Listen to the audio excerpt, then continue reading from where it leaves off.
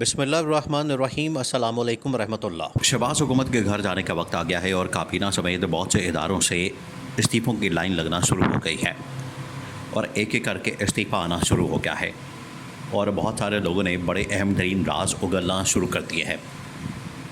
جب ان کو پتہ چلا ہے کہ یہ ہماری حکومت جانے والی ہے، اس کو گھر بھیجا جانے والا ہے، تو اس کے بعد جتنے وزراء ہیں، جتنے کابینہ کے لوگ ہیں اور شہباز شریف کے ارد گرد کے جتنے لوگ ہیں، ان کو باقاعدہ طور پر میدان کے اندر لانچ کر دیا گیا، شہباز شریف کی جانب سے اور نواز شریف کی جانب سے۔ لیکن ان کو اب نظر آ رہا ہے کہ ہماری حکومت جانے والی ہے، ہمیں باقاعدہ طور پر، بلکہ شہباز شریف کو باقاعدہ طور پر پیغام دیا گیا ہے ملاقات کے اندر۔ جو ایک دو دن پہلے ملاقات ہوئی رات کے وقت، اچانک سے آرمی چیف کی، جنرل عاصم کی، شہباز شریف کے ساتھ وزیر اعظم ہاؤس میں، اس میں یہ پیغام کنوے کر دیا گیا تھا شہباز شریف کو، آپ اپنے گھر جانے کی تیاری کریں، اپنا بوریا بستر گول کریں۔ اس کے بعد جو ہے انہوں نے اپنے وزراء کو میدان میں اتار دیا ہے۔ اب 3-4 اہم ترین وزراء کی جانب سے بیانات سامنے آنا شروع ہو گئے ہیں، کیونکہ یہ حکومت جس طریقے سے ناکام ہوئی ہے، جس طریقے سے اس حکومت کا فیلئر سامنے آیا ہے، عمران خان نے ان کے بارے میں پہلے دن ہی پریڈکشن کر دی تھی۔ آپ ان کو لا تو رہے ہیں، آپ ان کو حکومت تو دے رہے ہیں، آپ ان کو میدان میں تو لا رہے ہیں، آپ ان کے حوالے حکومت تو کر رہے ہیں، سازش کر کے، رجیم چینج آپریشن کر کے، میری حکومت کو گھر بھیج کے، لیکن یہ حکومت چلے گی نہیں۔ اور یہ حکومت نہ صرف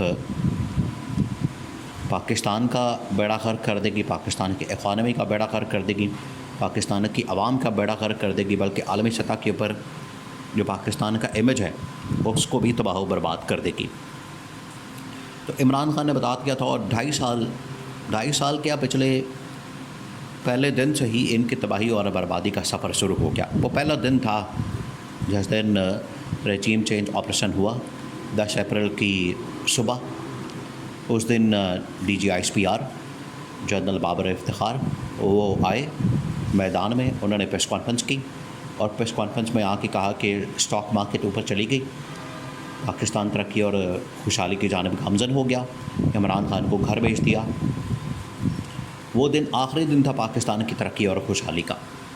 اس کے بعد ریورس گیئر لگ گیا، اور ایسا ریورس گیئر لگا ہے کہ آج تک پاکستان ٹریک کے اوپر نہیں آ سکا، آج تک پاکستان اس ٹریک کے اوپر نہیں آ سکا جس ٹریک کے اوپر عمران خان نے پاکستان کو 5ویں گیئر میں ڈال دیا تھا، اور پاکستان ٹیک آف کر چکا تھا۔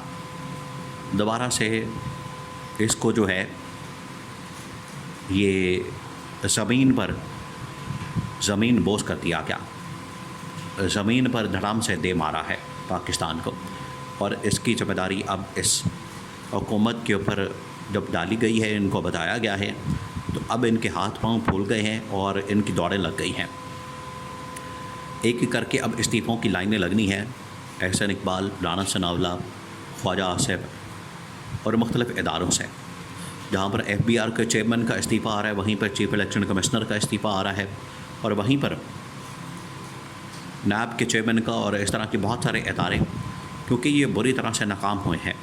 عمران خان کے اوپر جو ان لوگوں نے مقدمات بنائے، جو توشخانہ کا مقدمہ ہے یہ نیب نے بنایا، سائفر کا جو مقدمہ ہے یہ ایف آئی اے نے بنایا، اسی طرح سے ٹیکسوں کا جو معاملہ ہے ایف بی آر کے چیئرمین کا، اس کی ناکامی سامنے آئی، اور چیف الیکشن کمشنر کے خلاف نہ صرف ریفرنس بھیجا ہے عمران خان نے، بلکہ سپریم کورٹ کا فیصلہ چیف الیکشن کمشنر کے خلاف آیا ہے۔ تو کتنے استعفے بن گئے، کیونکہ یہ ان کی ناکامی، ان کے منہ پر دے ماری ہے عدالتوں نے، جس کی وجہ سے یہ تمام اداروں کے سربراہان اپنا استعفیٰ دینے والے ہیں۔ لیکن اس سے پہلے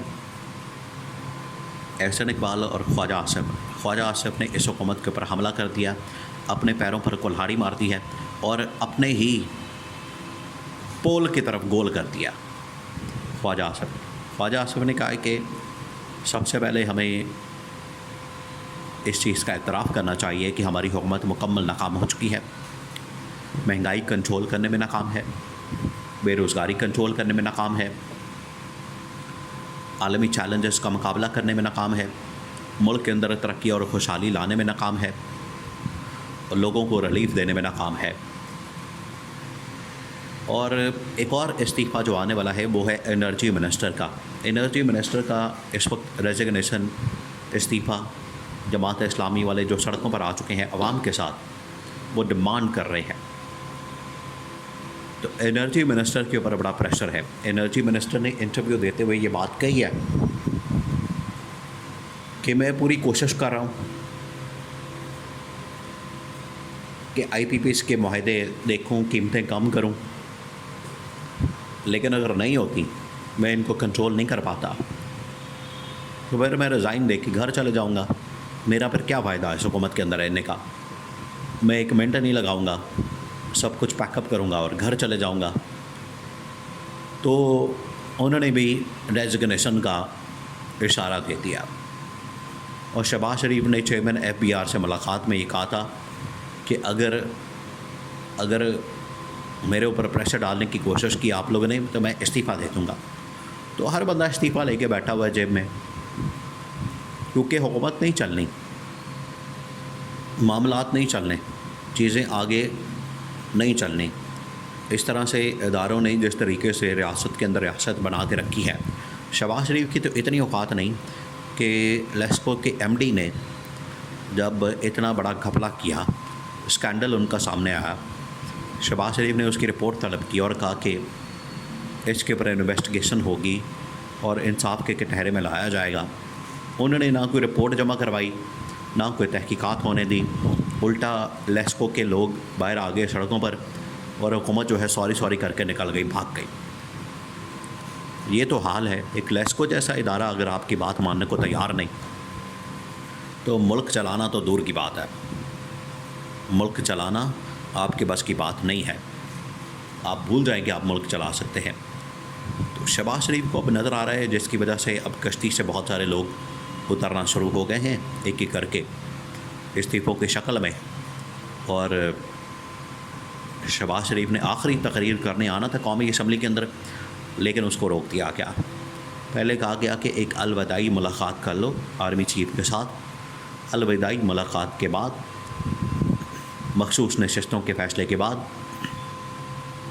یہ پروسیس مکمل ہو جائے، تو اس کے بعد جو ٹرانسفر آف پاور ہے وہ اسموتھ ہونی چاہیے، بجائے اس کے کہ آپ ایک اور بحران کھڑا کر دیں اور پیدا کر دیں۔ اس وجہ سے شہباز شریف کو چند دن کے لیے روکا گیا ہے۔